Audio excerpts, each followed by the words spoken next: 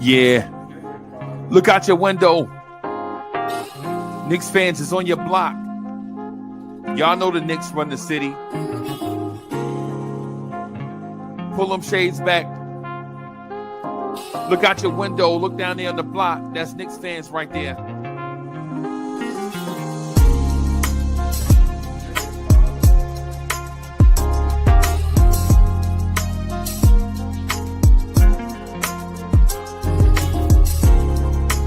It's about that time. It's about that time of the week where you get ready for your work week with the man that is so smooth he does not require a chaser. Your main man, the real, still the real Anthony D. And your main man, Jersey's finest, the hood representative, Uncle Freezy.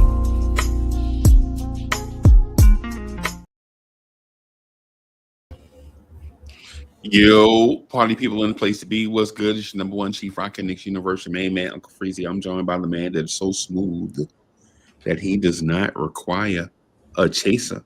I still don't. It's Anthony D. Anthony D is in the building. Salute everyone.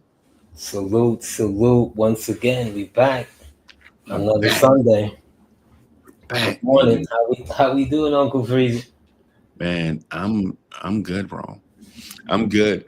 Bro, I have so many things that I wanted to talk about. And I saved this specifically for you. I didn't want to talk about like this stuff with anyone else because no disrespect for them, but I don't know if others can remember. Do you remember the time? God, I miss MJ, man. Yeah, man. And so that's why I saved this specifically for you. I didn't want to bring it up during the week because I didn't want to have young people trying to talk about this topic. Not that they aren't educated or smart enough, but I wanted to talk about it with you because you experienced it. You were smart enough to know what was going on at the time, and you can communicate the feeling of the city, the world, and how you felt during that time. That's a lot of responsibility. Well, it's your fault. It's your fault. It ain't mine. You telling me you the one told me that you were still mad at Charles Smith? Well, you feel me? I'm not the only one, Right, but if you watch the thing on YouTube and you see it, you have like a temporary fake anger because you didn't experience it in real time, right? But if you experienced it in real time and you knew how close you were and then you saw Charles Smith, you're like, we this close and a 6'10", 240-pound man can't do a layup from 1 foot. 1 foot away from the rim. 1 foot away from the rim. I know it sounds so stand near poetry. The way how that season and those times and what it boiled down to that particular season, which is 93. Right. Right. That's Eastern Conference Finals against the Bulls. Charles, it's now 31 years. And I think it's fair for Knicks fans, like myself, to still feel some type of a way because you at the time you moved a lot of pieces to get him here. Yep. You really did. It's kind of like with Cat and with Bridges. Yep. Criticisms are fair because you weren't of late free agent cut after market, you know what I mean? Late pickup for $5 million. No, you cost the arm, the shoulder, the hip, the leg, the ankle. You cost a lot. You cost pretty much two players, pretty much cost half the body. Yep. So it's fair for fans to look at you and say, well, we did all of this, we got so far. You were supposed to live up to your end of the bargain, and in a lot of ways you didn't. Charles, he didn't. People don't even give him the benefit of the doubt that the following year he's still on the team and they get to the finals. It's no. We're stuck at 93. Yep. When we had home court advantage, best team record-wise in the league. Okay, you had played the Bulls during the season to like standstill, Yep. and this was like your moment, and you got 5 opportunities.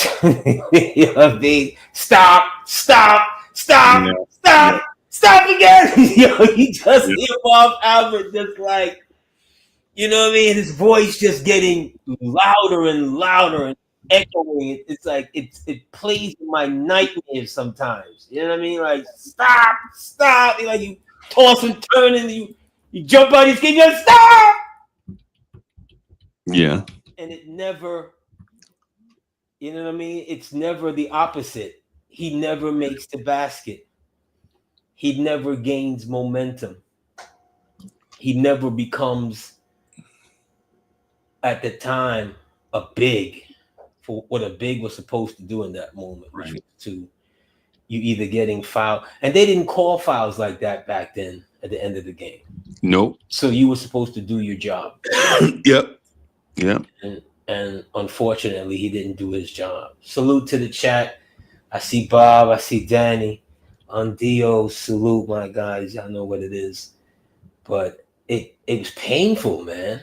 Yeah. Because when I look at the state of the fan base today versus the state of the fan base back then, I don't want to say we took it a little harder, but basketball was a bigger deal back then than it is today.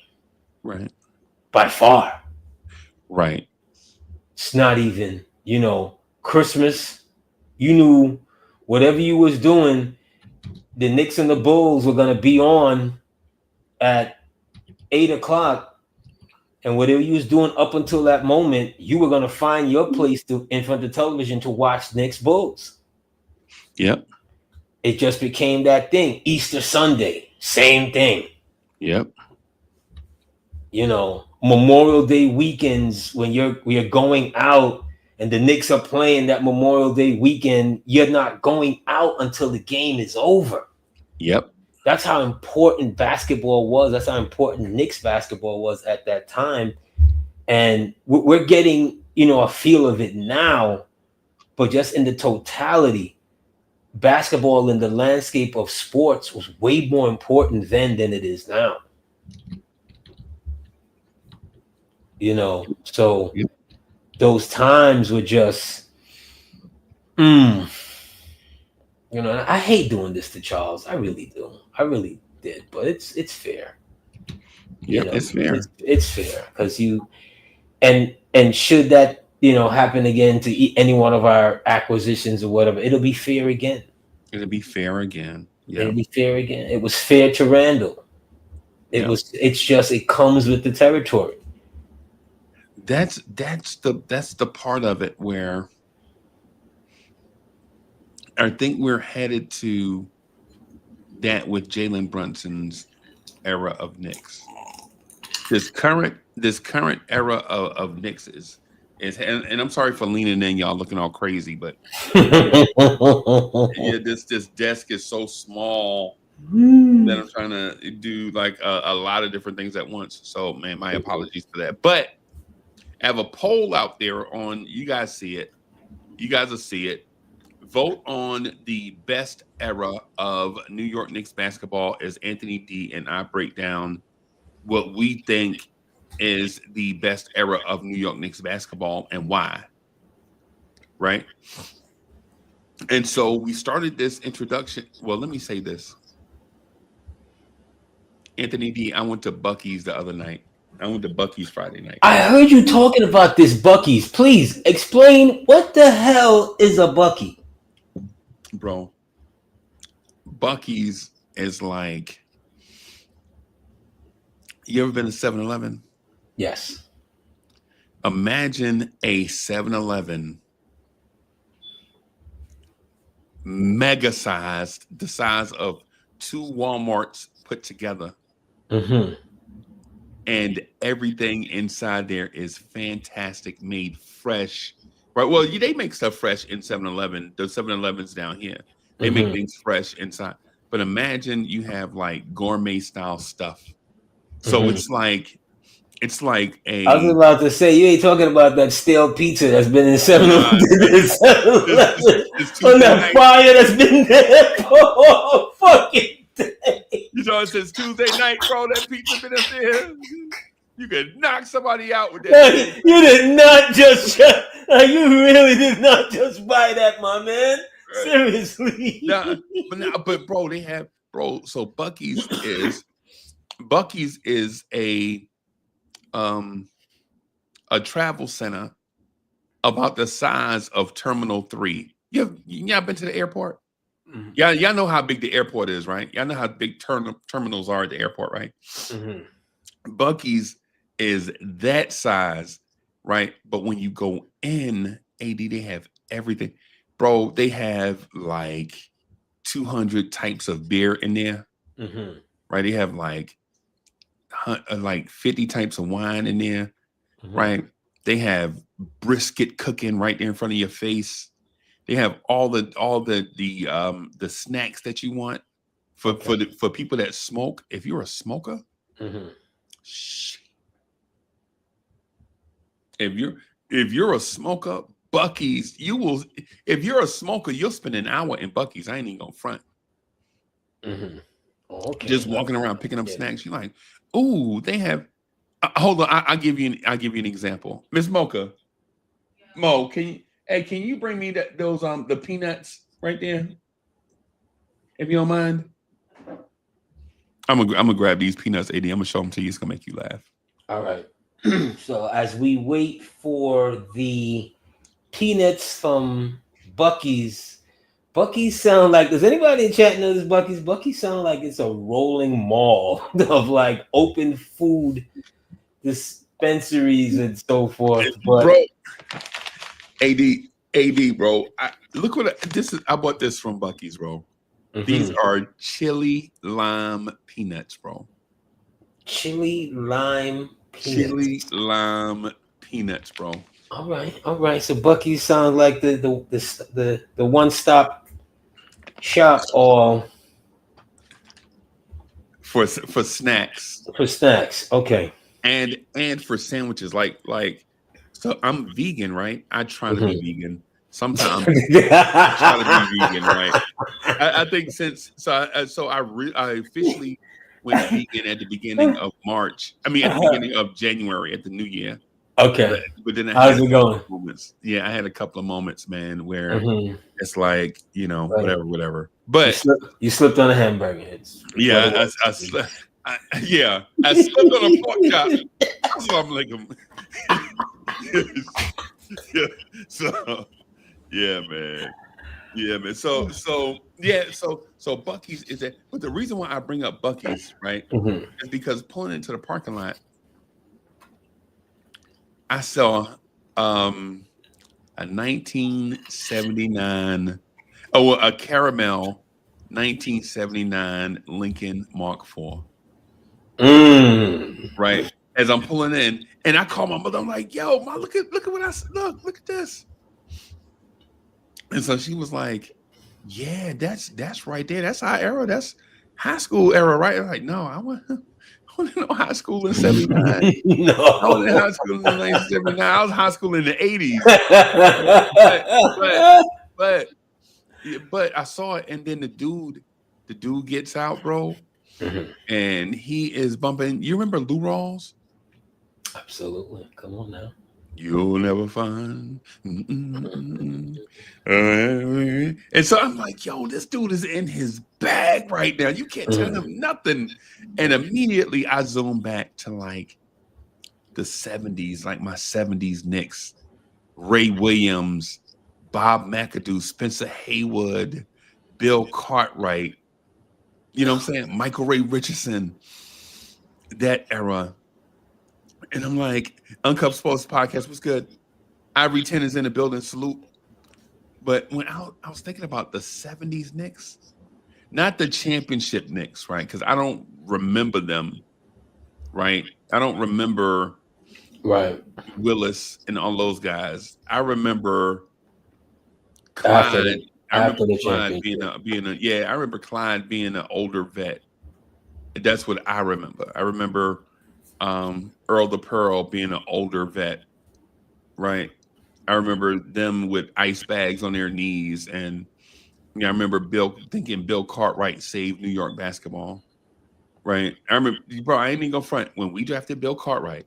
You were the lone one. I should stop it, bro. You were the lone one. Why you always do that? To That Bill man Cartwright? run like he got 2 flat tires. But we didn't know that at the time. We didn't know that at the time. Yo, I literally, like as a child, as your lens, your visual starts to come into focus, Right. and you can really start to remember things. Like in my sports child life, my Knicks focus starts to come around, and Bill Cartwright is like there. It's Right. like looking at your parent who's a crackhead on methadone. You really don't know what to make of this scene. Right. I'm looking at him and I'm just like, is this what centers are really supposed to be like? And then I look at Kareem and I went, oh no, that's not what centers. No, it's not. Yeah. No, that's not a center. That's the center. Okay. Now I look at Robert Parrish and I went, oh yes, that's a. And see at the era, for those that don't know that era that I'm describing, sports in the city was trash. The only good team in the city was the Yankees. The Yankees And the Islanders. Right before the Islanders, right? Like right before the Islanders start winning all their championships. Right. But they were good to AD's point. They were good. Right. But they were not dominant. Right. They were. Yet. This is right before they won 4 Stanley Cups in a row. Operative word, yet. Yep. But they were on the way. Right. And so when I saw my man, I was like, this dude is legitimately like in his bag. He found him a spot and he gonna stay there. Like he found him a lane. And he's standing, and the LTD had and I don't know if people remember this, but back in the day, if you had this thing called white walls on your tires, gangster white walls, they couldn't tell you nothing, and you kept that white wall clean, bro. Took a lot of work to keep the white wall clean. A lot of work. A lot of Brillo pads. It took a lot of work because you coming around that corner, you doing all of this, it's a lot of this. You better be slow. Yep. You're not gonna. It seemed like dudes who drove back then, you didn't really, you wasn't gonna slide up into no mud, nothing, because no, it's. And back in the day, there were potholes and mud everywhere. Bro, potholes in my lawns. Everywhere. Everywhere. Yeah. And so when I saw I was like, yo, I gotta ask Anthony D. Anthony D is the only person that I want to have this conversation with, because I don't want to have the YouTube or Google conversation. I don't care. I can Google this stuff on my own. I can go back and watch YouTube on my own. But having a conversation with somebody that was there and felt it, was there in the moment, is important to me. And so that's why I'm asking the chat, what is the best era of Knicks basketball in your opinion? Right? In my opinion, in my personal opinion, the feeling that felt best to me as a 50-something-year-old Knicks fan is the Cinderella Knicks. The Larry Johnson 4-point play Knicks, to me, made me feel the best as a Knicks fan, because during that era, it felt as if we could do whatever we want if we were healthy. When we were healthy, I felt like we could beat anyone. And the reason why it felt like to AD, the reason why it felt that way to me is because the Pat Ewing era Knicks, the 90s Knicks, right? It felt like there was a lot of heartbreak in there. Felt like it was too much pressure. And then we could fail. Like Pat Ewing would finger roll 1-footer off back iron. John Starks would go 2 for 18. You know what I'm saying? So we could get to these places, but there was heartbreak, right? But the Cinderella Knicks had low expectation. And then now you see Allen Houston hit a game winner against Miami, right? And Dan near tear his shirt off, letting you know how much heart he's got, right? Or Latrell Sprewell catching absolute fire and score. What did he score? Like 40 on the Charlotte Hornets? Was it like 40 he scored on the Hornets? Like 30, he's scoring like 30 or 40, and Allen Houston is like the first. Think about what I'm saying, everybody. Allen Houston is deferring offensively to Sprewell, getting him the ball so Sprewell can keep cooking. This is not something that we often saw. We often saw everybody on the team trying to cook with Allen Houston. So when Allen Houston is like, no, bro, you got it. Keep going, keep going. You're like, yo, this moment is special, bro. Right? The Larry Johnson 4-point play is probably a top 5 play in New York Knicks history. And that's also from that Cinderella era of Knicks. I don't disagree with you, Freely, and that's a good selection. You know, those teams come along in my later 20s to my early 30s. Okay. And you know, I'm definitely more established and so forth. And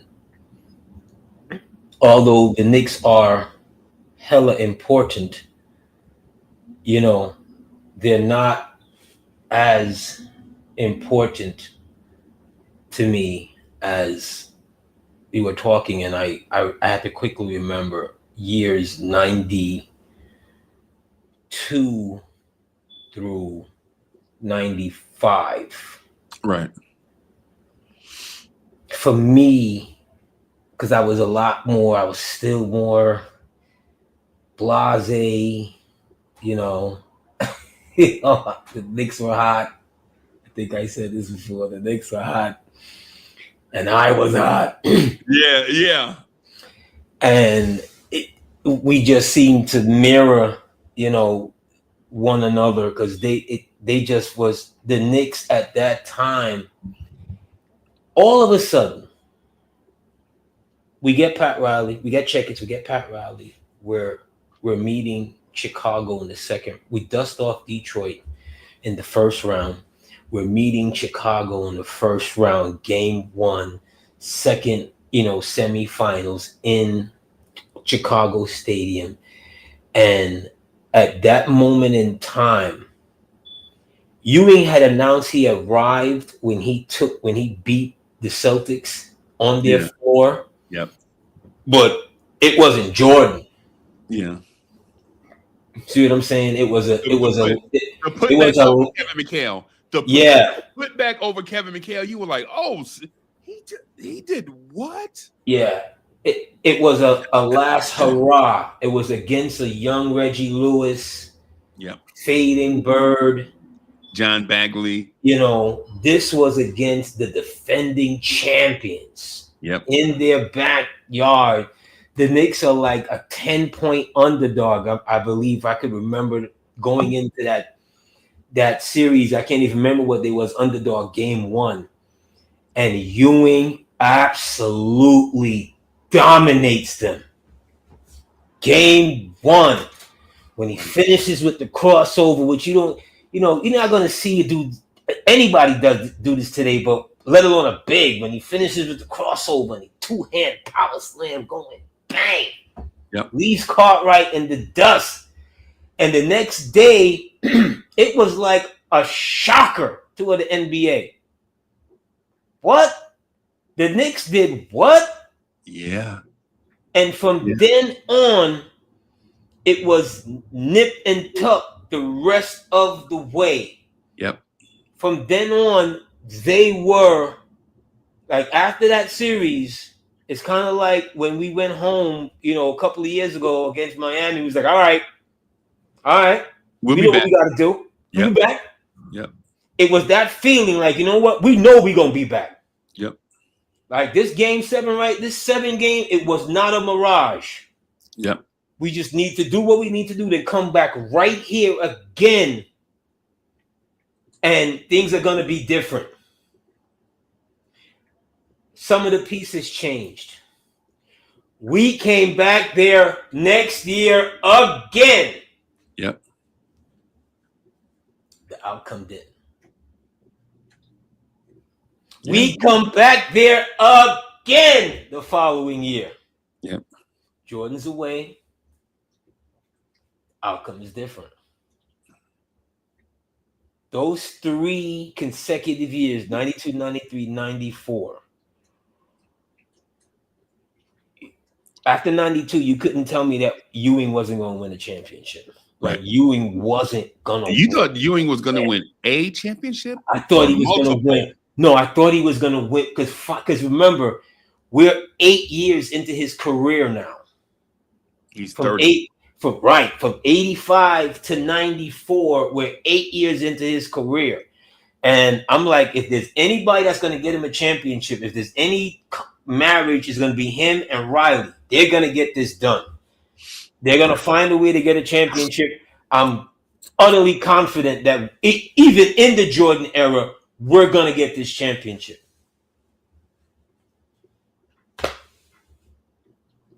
It doesn't happen. Wrong. But you don't. But again, to the point you're making, you don't know that in real time. In real time, that's not a possibility. You're thinking, right? When Jordan retired, first of all, you think he's gone forever, right? At least I think so. I didn't think he needed a break. I thought he was gone. No, I didn't think he was gone forever. I just thought that I believed in the conspiracy theory that was going on at the time. I believed in the whole. Gambling? I believed in the gambling and the mob and the league told him to sit down, and I believed in all of that. Okay. I believed in every inch of that because Freezy at that time, he's 30 years old. Right. Coming off of a 3-peat. Yeah. He's not just sitting on the throne, Freezy. There's nobody in the room. He was the throne. He is the throne. Yeah, he was the throne. Yeah. Space Jam. Be Like Mike commercials. Let me add something. Let me add something on top of that. Not only was Jordan that man, they were on the verge of Jordan Brand was like, hey man, we've been putting out nice sneakers all these years, but we need to do something more iconic than that, right?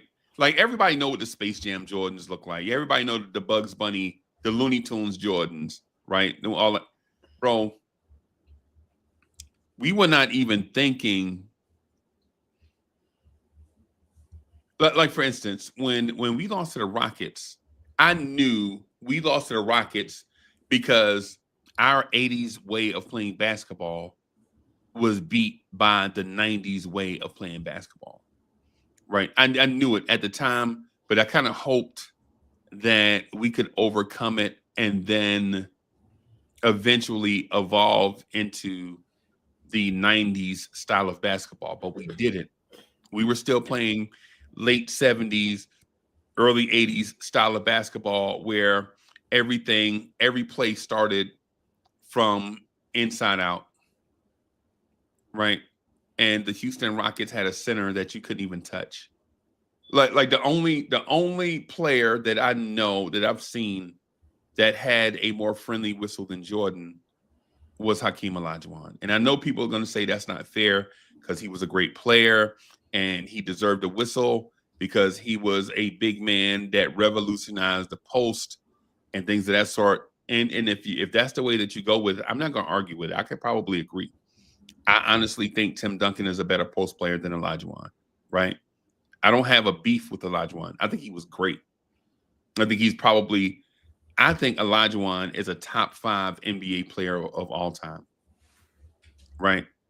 But when the Knicks played against the Rockets, you were like, hey, they're not cutting to the rim right there. They're actually staying at the 3-point line. Why are they staying at the 3-point? What is this? Why did you remember the classic 6'8" athletic small forward? You remember the Xavier McDaniel types, Right. the Dominique Wilkins types, Right. where if somebody touched the ball in the post, you have a 6'8" athlete that can dunk on everyone, and you look forward to it. Right. They didn't have people cutting, bro. They actually stayed spaced out. They actually spaced out your defense. And so when I saw it, I was like, this is weird looking to me. Where's their Nick Anderson? Like, where is their Kenny Walker? Mm-hmm. Right? Oh my God! I'm just talking about the archetype. I'm just talking about the archetype of player. Like, where's their Kendall Gill? Where's their Dennis Rodman? Where's their Sean Elliott? They didn't have one. They just had a bunch of guys that could shoot if you doubled Olajuwon. And in 2025, I understand it. But in 1994, my mind was like, right? Like you legit couldn't leave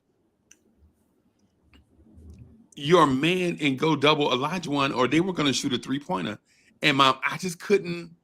And Knicks fans, it wasn't just me. It was the Knicks defense.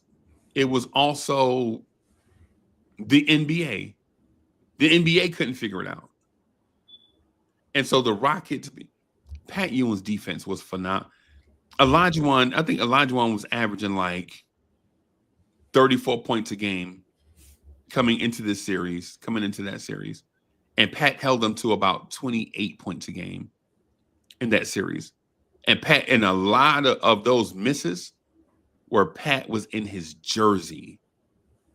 Some of those misses counted in the book as misses, but those shots were blocked by Pat Ewing.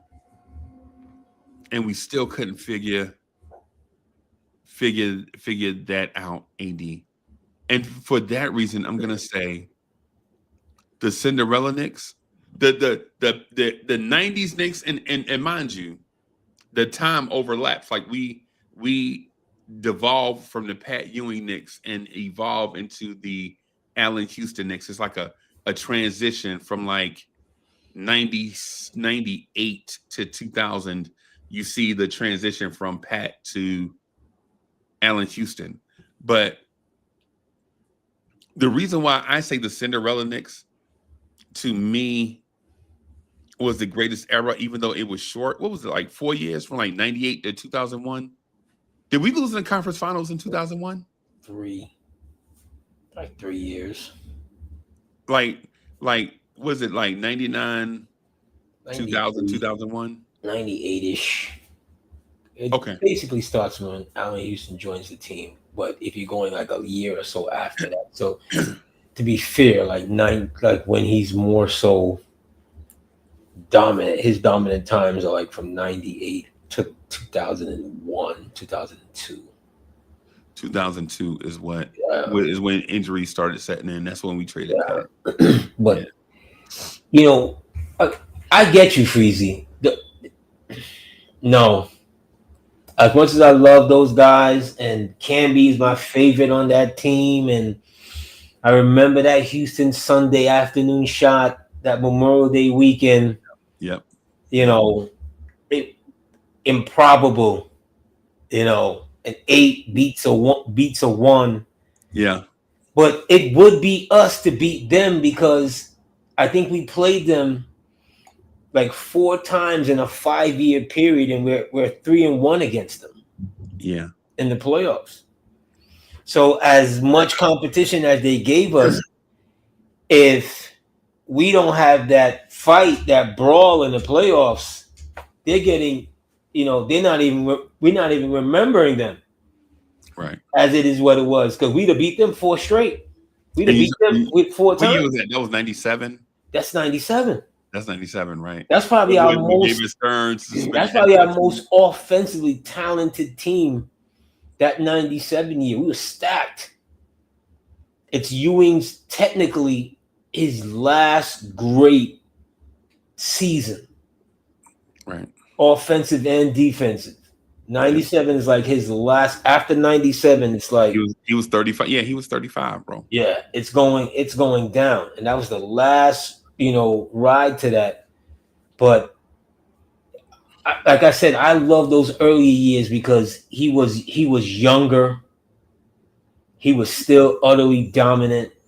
I believe I mentioned this before, and he gets such disrespect as I see David Smith on his, delusional things. Let me explain something to you, David, for a quick second. When you call Cat the greatest center in Knicks history and whatever, Patrick Ewing in 15 years in a Knicks uniform was voted in the top 5 of the MVP 6 times.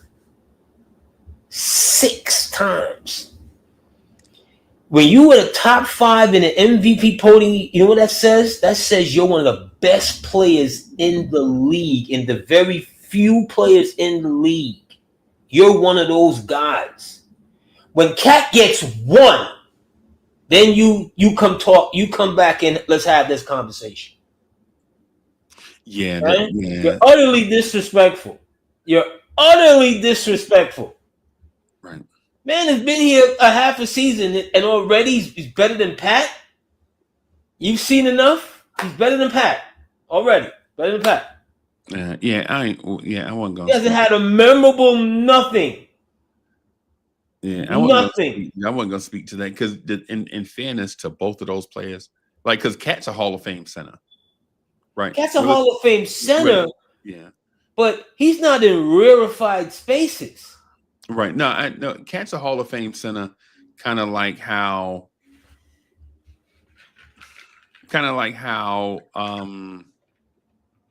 Chris Bosh is a Hall of Famer, right? Kind of like in that very good player from his own, for his own startup franchise. You know what I'm saying? Did everything by himself for a number of years. Numbers look great, and eventually he'll make it to a place where Cat will probably win a chip. I don't know if it'll be here or somewhere else, but guys like that with that much talent find a way to a winner. But Pat Ewing, though, you hope it doesn't always work out like that. No, it don't always work out like that. No, because sometimes guys like that, who's as talented as him, they settle for the money. They'll stay in a bad situation because it's easier here. It's less demand, less practice. The coach doesn't care if you only play 30 minutes a game. The coach doesn't care if you're smoking cigarettes in the locker room or having a beer in the locker room. And this was culture. This was culture back then. I'm talking about. Yeah. Right? You could get away with stuff like that with certain coaches because they weren't winning coaches anyway. They weren't demanding anything of you. Right. Okay? But when you had a player, okay, and let me use one of my least favorite players in NBA history. when you match a Larry Brown with Allen Iverson, and Iverson is not used to someone demanding of him in the professional ranks. I don't know what it was like when he was at Georgetown for that brief season. Okay? The But two seasons. was he there 2 years? Yeah. In Georgetown? I thought it was just the one. No, he was there for 2 seasons. 2 seasons? Okay. He's with Larry Brown now, and Brown is Larry was there at Georgia Tech for 1 season. For one, right. He's demanding, more defense, better pass, what more, he's an old school coach versus what Allen Iverson was at that time. Look at the minutes played in consecutive seasons under Larry Brown. 41, 42, 43, 44.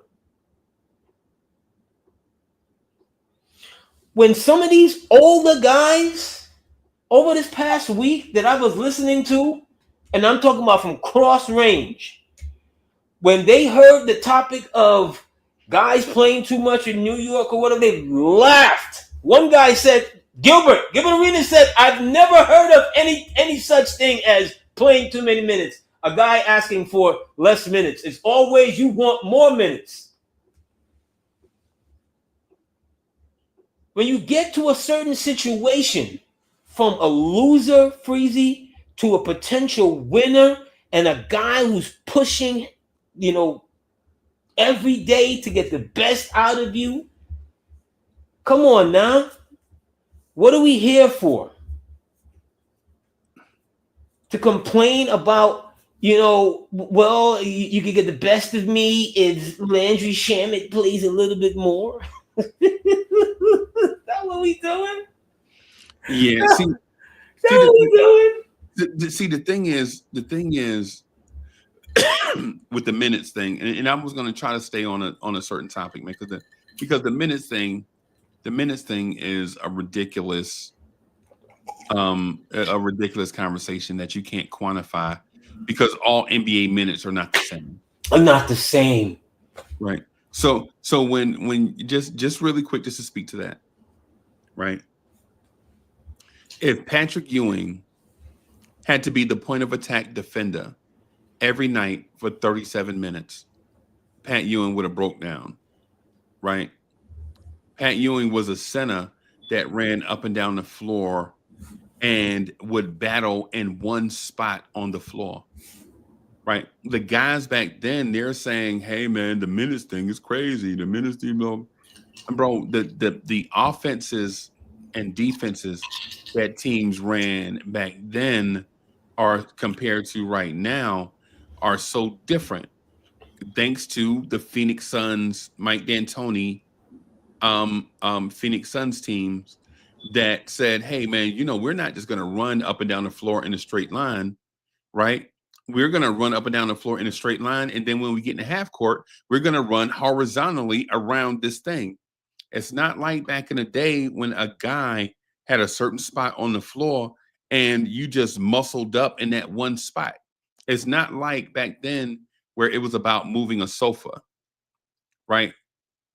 NBA data, and this is tracked by the NBA. The NBA is aware that NBA players now are running more miles per game than guys that played back then. It's just a fact of the style of play. And right, so when you're talking about minutes, it's not like Pat Ewing gets a rebound on one end and then runs to the box on the other end and wait till Olajuwon gets there to post him up. It's a different era, right? Thanks to the Ray Allens of the world that were in perpetual, the Reggie Millers, that perpetual motion. Like Reggie Miller was in perpetual motion with the Pacers. Yes. But not the rest of the Pacers. The rest of the Pacers were not. And now everybody, all five guys on the floor just about are in. It's depending on how you see it, Freezy, right? No. Because hold on a second. When you say perpetual motion, right? I'm going to say to you facts, but in order for Reggie to get free, his guys would also have to be in perpetual motion because they got to set the screen. He's running through a double screen that you have to set up and formulate. Right. Right, and not just that one set, because if Right. if the pass is not there, they keep doing it and keep Right. doing They it over and reverse it. over. They bring it back. Like, It just looks differently. right, right. But the NBA mentioned, I think it was like 4 years ago, that the reason why guys need more rest is because now they're putting more miles on their legs during an NBA game than they did when, say, Bernard King But you played. can't have. They can't have it both ways, Treasy. The extra miles is provoked by what? By you wanting a higher scoring game. Higher scoring game means what? Higher averages cross the board. Right. See what I'm saying? But in order also to get to those higher scoring games and higher averages, what did the league do? The league relaxed the defense. And they took away the post. And Like they you took said, away the post, they took away the physicality. So right. you can run, you can marathon it all day long if no one is knocking you down, Freezy. Right. See what I'm saying? The wear and tear is different.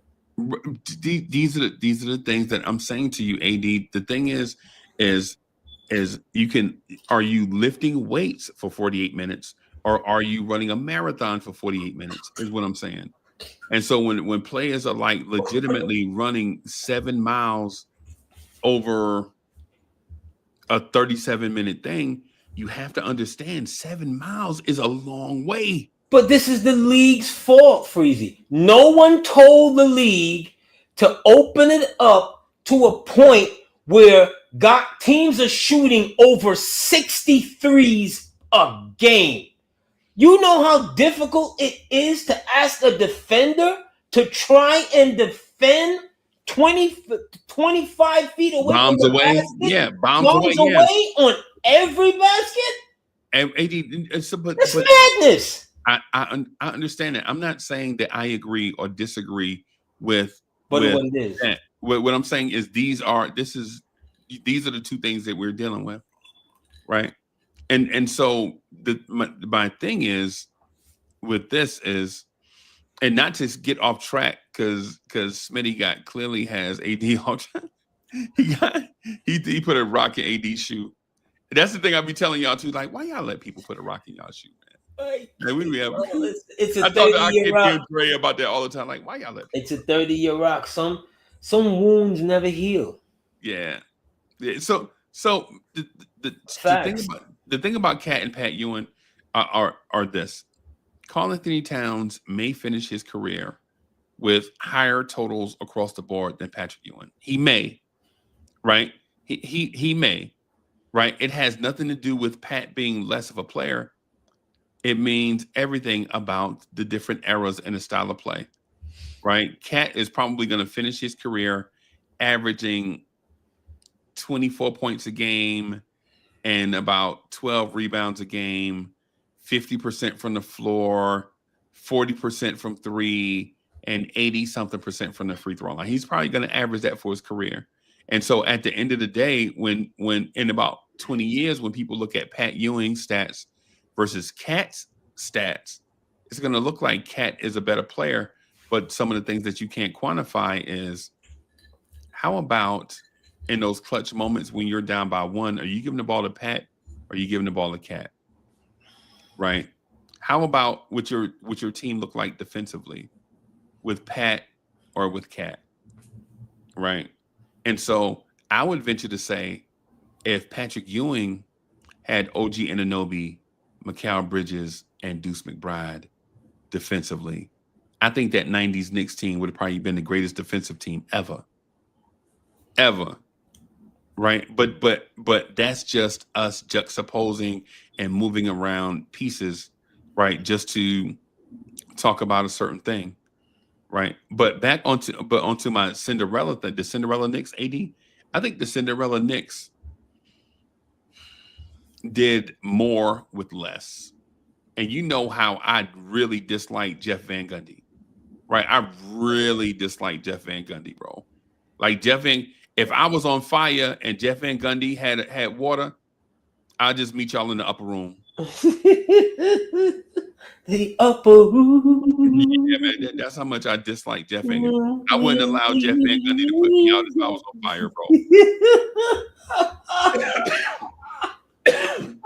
You know, Yo, just go ahead and bust out and sing the motherfucker. Yo, the upper room. Let's go ahead and bury me because I ain't never put them out. I mean, I heard somebody talking about Jeff the other day, and they were like, one of these Knicks so-called insiders, and they were surprised that the Knicks didn't rehire him when he made it known that he wanted to coach again, and da da da da. I'm like, you talking about this man like that's Phil Jackson. You're talking about this dude like he got rings. Like he quit on the organization.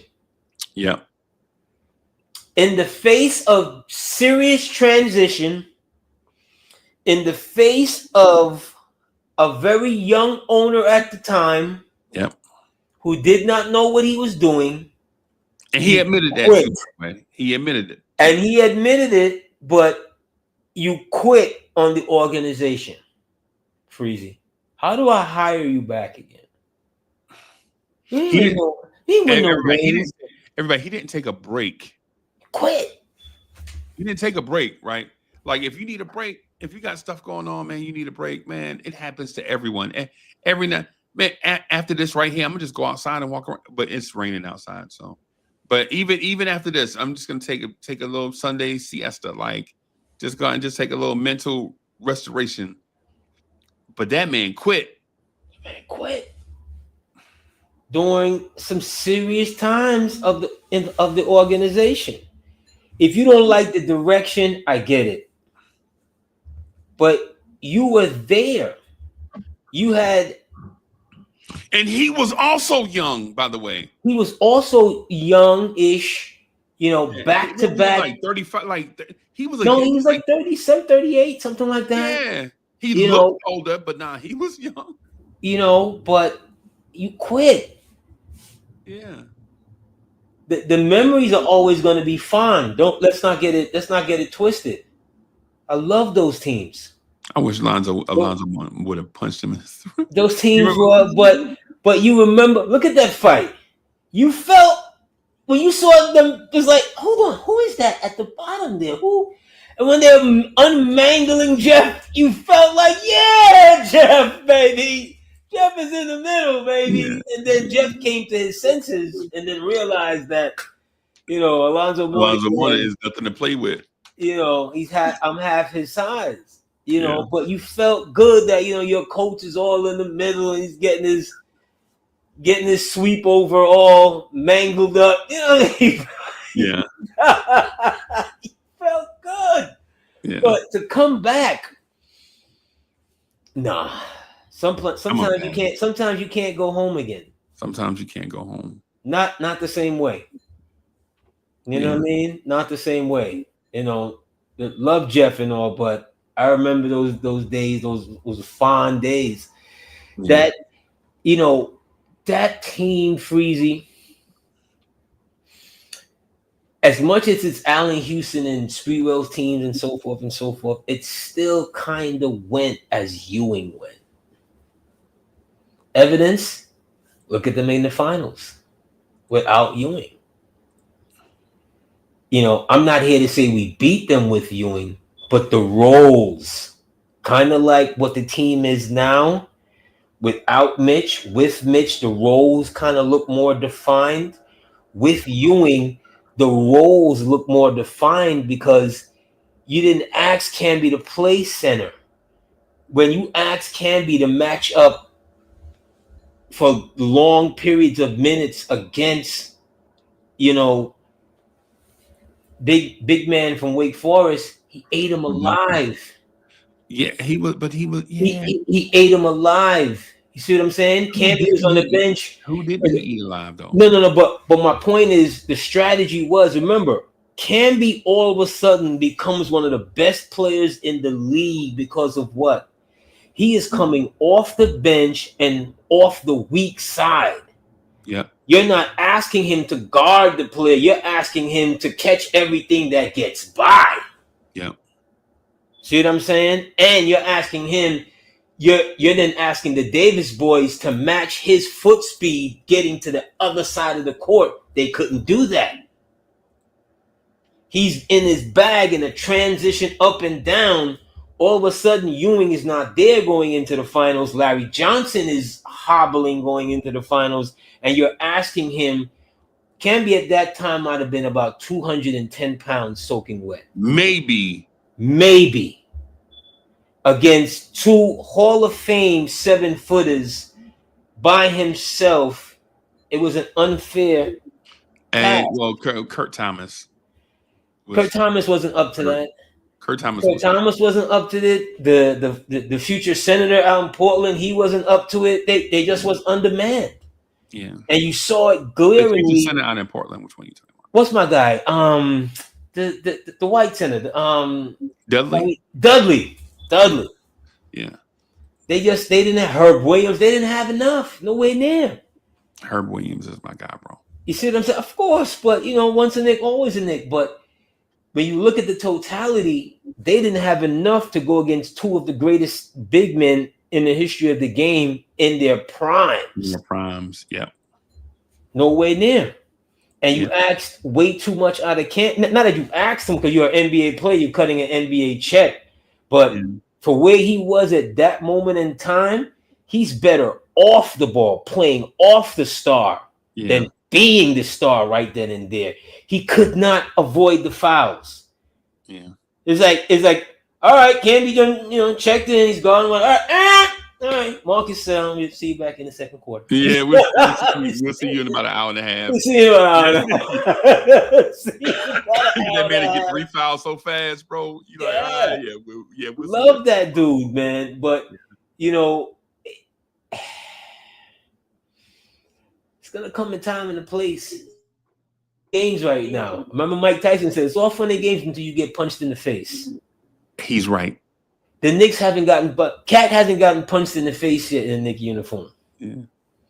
The love affair that we have with him right now, or the things that we see that he can do, and that we're falling in love with or whatever, that can change in the playoffs. It's funny that you say it's all fun and game. I fought a guy named Roderick Smith. We were the same size, same age, same skill set. He was fast and more powerful than I was, but I had more stamina. I had like this. I have this emotional stamina, like this thing where you're not gonna wear me down. AD, that man hit me with an uppercut, bro, and it felt like he broke my neck. It felt like he broke my neck, bro, but he didn't, right? And I was like just trying to figure out like how it was, and so he just kept hitting me. Like in the first round, he just kept hitting me and he looking at the ref like, this dude what's wrong with him? He's a robot. And AD, he was so gassed. By the end of the fight, I was just jabbing him up, and he quit, and I'll never forget he quit in the fourth. We were fighting 4 rounds, right? He quit midway through the 4th round. All he had to do was just wait to the butt and take it to the cards. But he was so spent. So it's funny that you say everybody have a game plan until you get hit in the mouth. Until you get hit in the mouth. Yeah, and so that man legitimately spent all his energy in the first round and a half. And then that next 2 rounds, I just wearing him down just by jabbing him in the same spot over and over.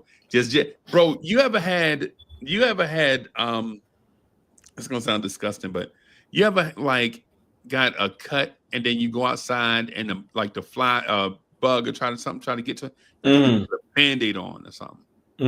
That's what I was doing to his eye. I was just hitting him in the same eye on beep, beep, beep, and it didn't hurt him. He just got tired of getting hit in the eye. Yeah. It didn't hurt. It didn't kill him. Right? It was just boop.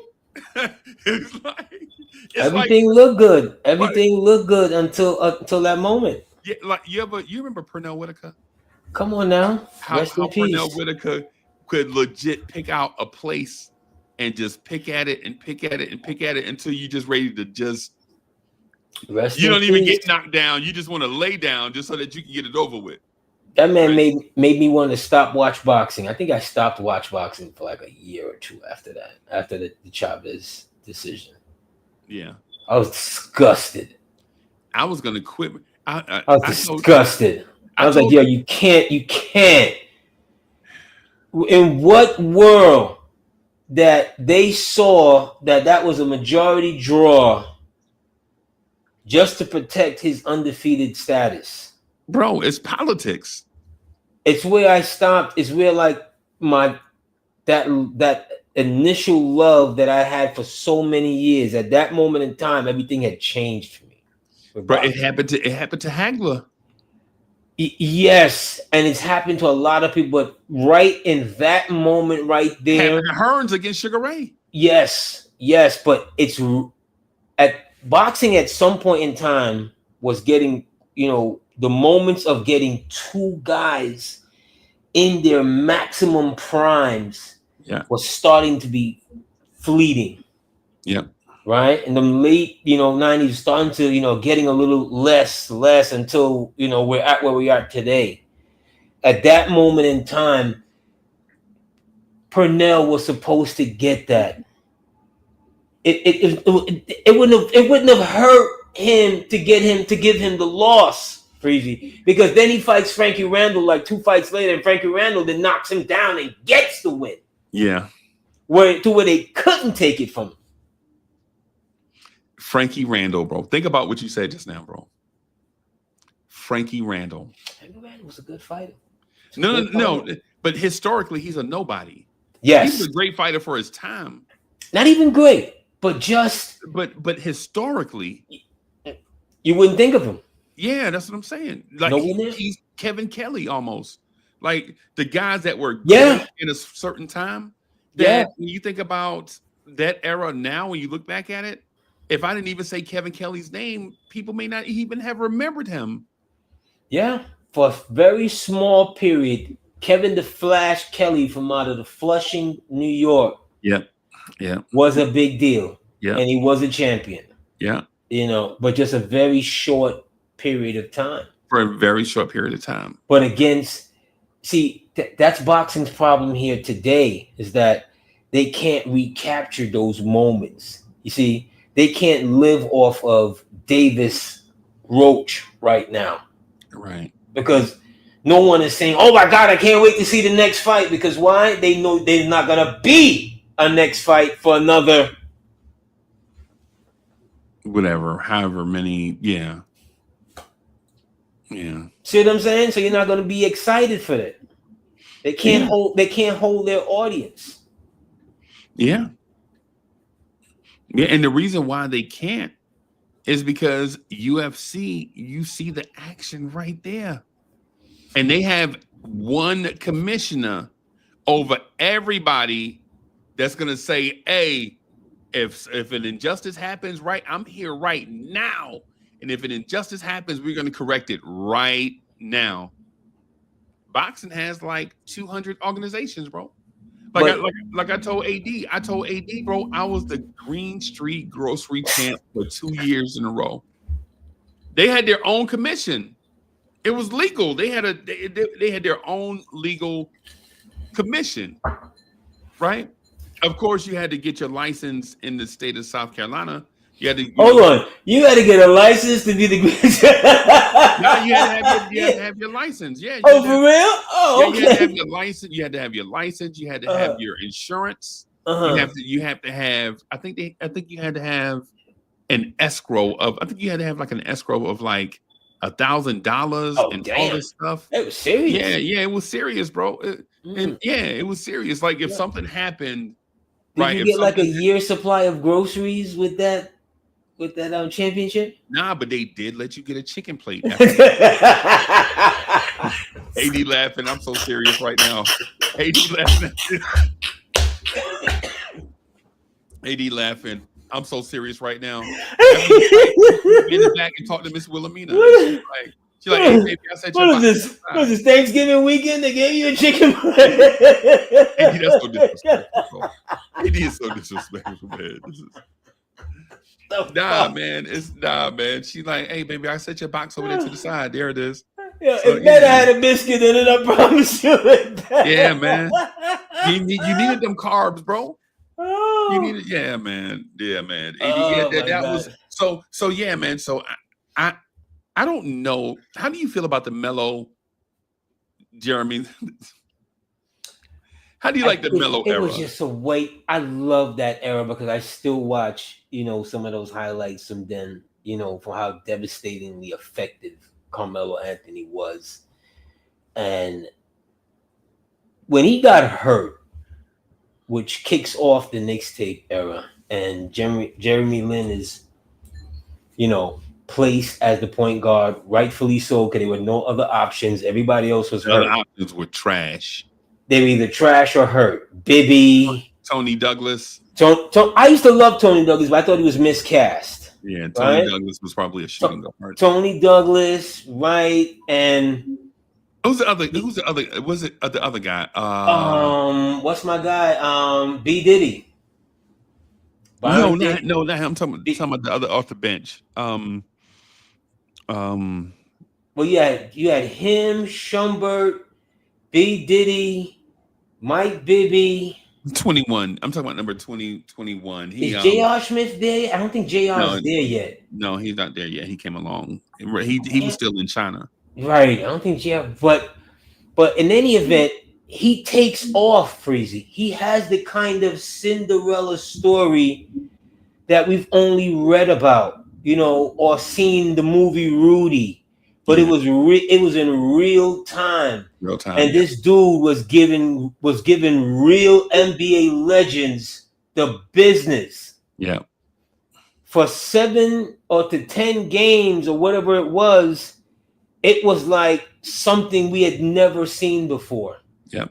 And he becomes an international superstar. In less than 2 weeks, he's an international superstar. Yeah. Right? And all of a sudden, see, this is why sometimes I don't listen to Knicks fans and I tune them out, because I'll quickly ask you, defend your fucking loyalty. Yeah. Right? Carmelo Anthony moved heaven and earth to get here. And in a matter of 2 weeks, you was willing to sell him out. Sold him out for a dude that was aight. He's gonna have to get invited to the Hall of Fame. He's gonna have to be one of them seat fillers. Right? Knicks fans were selling out Carmelo Anthony for Jeremy Lin, and that's facts. All of a sudden, when Melo comes back, he's gonna have to conform his game to Lin's game. Do you remember that Miami game? Yeah. Well, Chalmers ripped him like the first two. It was like deer in the headlights, couldn't play. Yeah. Melo got to be going back on the other side to help him bring the ball up. Then he gets hurt. Then we're going closer to the playoffs, and someone interviews him, and he tells the world he's 85%. And that's not good enough to enter the playoffs. So when I say to people, where is your loyalty? This man was 85% as a professional athlete, Freezy, and could not play in the playoffs. The guy I was thinking about was Langston Galloway, but he wasn't there during that time. He came. No, he wasn't there then. Yeah, he came 2 years later. So. So when I think about that time, as great as it was, I just remember how it ended up.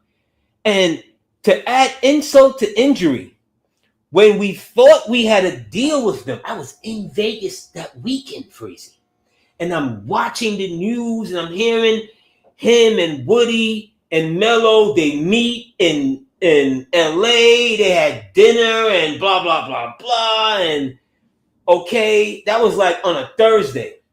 On a Friday, the contract is expected to sign, the Knicks expected to sign Jeremy Lin to the max that they could, because remember, he was a second round player that they got from a 10-day contract or whatever, so there was only so much money they could give him.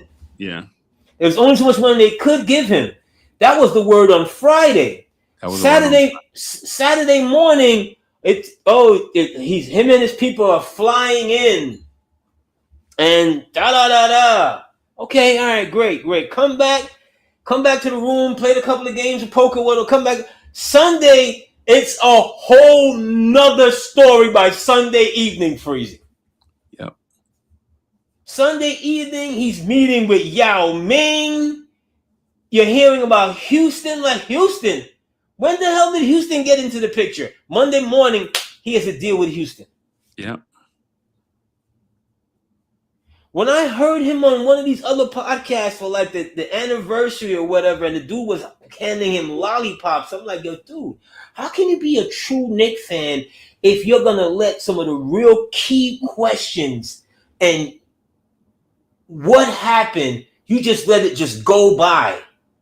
You just let it slide by as if he had no hand in it. Like he had no hand in how he decided to leave the Knicks. Remember, for like 10 years, those Jeremy Lin games, Freezy, and I've said this before, they were the highest rated games in Knick history. Yeah. Including the finals. The Knicks stopped showing them for like 10 years. Yep. Yeah. I remember that, AD. Despite whatever they would have been able to get market-wise or whatever. Like, nah, we ain't showing this shit anymore. Get out of here. Right. Stop showing it for like 10 years. To show you the disdain for the breakup for how he left. AD, let me ask this, because I'm just gonna ask a question in this vein, in this conversation. How come breakups in New York are so contentious? Because it's from how it starts. These guys get the 5-course meal. Yeah, off the rip, right? Off the rip. Right. The mayor at the time gave Brett Favre the key of the city when he got here for the press conference. Who was it, de Blasio? No, that was Bloomberg? Bloomberg. Yeah. The man hadn't done anything, but just because he was Brett Favre, had the keys of the city. Shout out to Cully. Cully has a joint on YouTube called Keys to the City. Shout out to Cully. Shout out to the Cully Goat, bro. Keys to the City.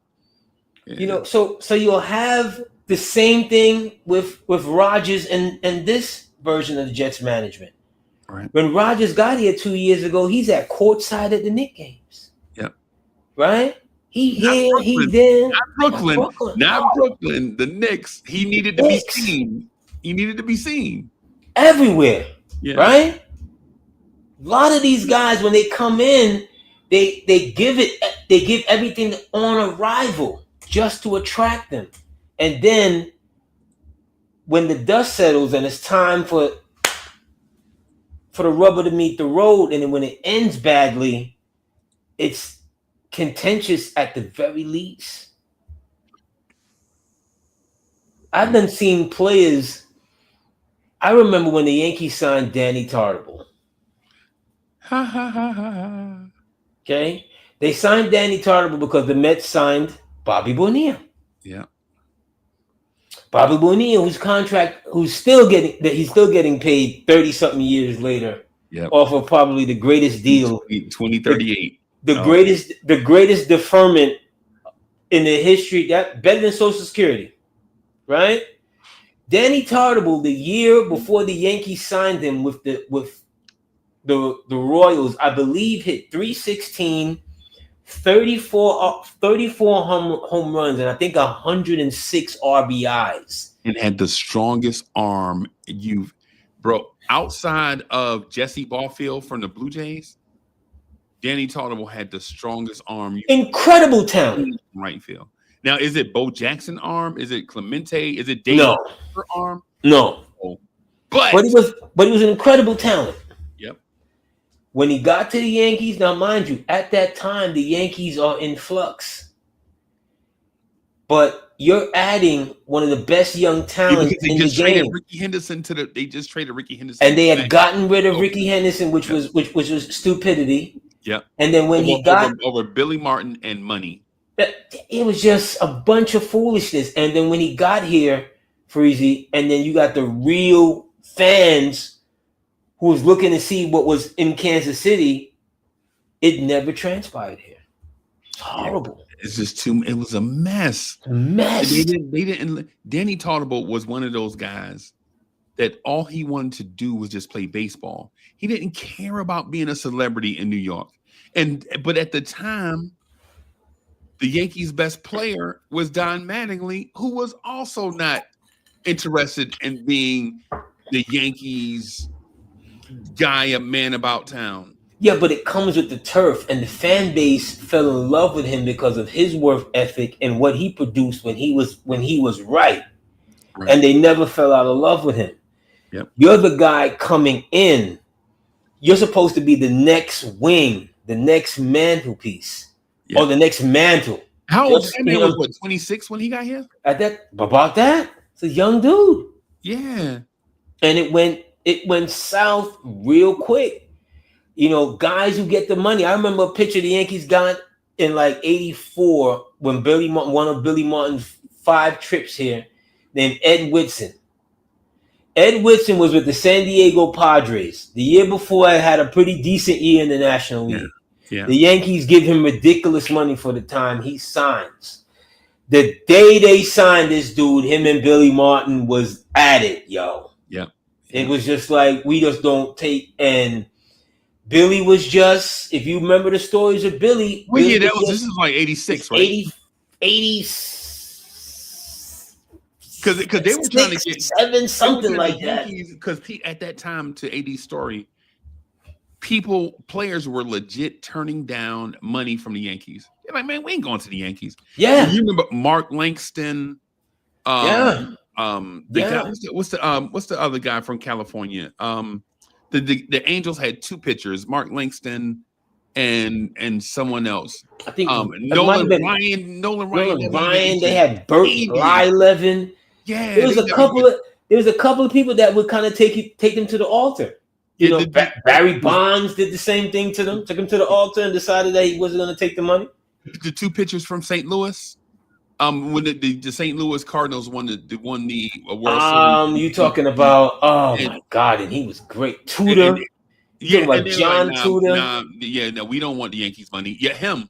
We don't want for a good little minute. Yeah. But Whitson takes the money, and Whitson and Billy Martin are in the same hotel bar one night, and Billy might have been there first.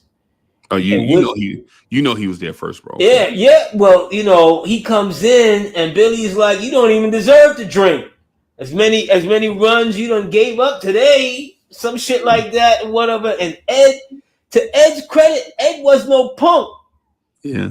Ed was like, you know what? This is the last time you're gonna talk to me like that. Yeah. Right? And Billy was like, who you think you talking to? And next thing you know, they were supposed to be walking outside. Ed suckers him. Ed doesn't wait to go outside. Ed throws him through a glass plate window. Yeah. Ed broke his arm. Yeah. Ed wasn't playing with him. Surprise, everybody. Ed Whitson had always been that person. Yes, Ed was a man name. Nobody didn't know that Ed was about that life. Yeah, he had always been. And see, because the rules of engagement was different for players back then. Like, if you hit a home run on Ed Whitson then and you didn't sprint around the bases, this was a mindset of a lot of pitchers from that era, bro. Yeah, he's going to try to hit you in the chin. Over the head. Care? No. But he sucked. But for the money that he got and for the kind of player and the kind of pitchers that Billy wanted, he sucked. He really did. Yeah. And every time he went out there, he sucked even worse. He couldn't hold runners on, bro. And Billy wasn't the kind of player, he wasn't the kind of manager that could hold his mouth. He wasn't the kind of dude that would have been like, if you sucked, he would tell you sucked. Yeah. Yeah. He would tell the reporters you sucked. Yeah. And that's where we get off. But Freezy, I got to get up out of here, sir. Yeah, man, I'm getting ready to get. I think the Jets play at 1:00, right? Yeah, in 6 or 7 months. But anyway, thank you for joining us. We don't know where this journey's ended, but before I even finish that, let me say special rest in peace, man. Roberta Flack and some of the greats that we've lost just recently, man. Reggae artist Coco T and everyone.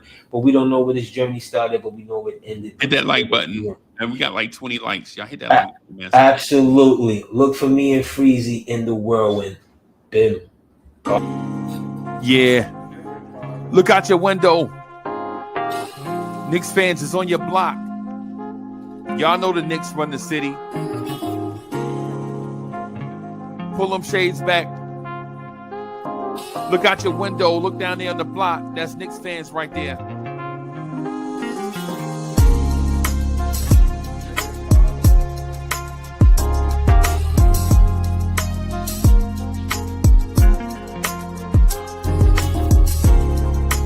It's about that time. It's about that time of the week where you get ready for your work week with the man that is so smooth he does not require a chaser. Your main man, the real, still the real Anthony D. And your main man, Jersey's finest, the hood representative, Uncle Freezy.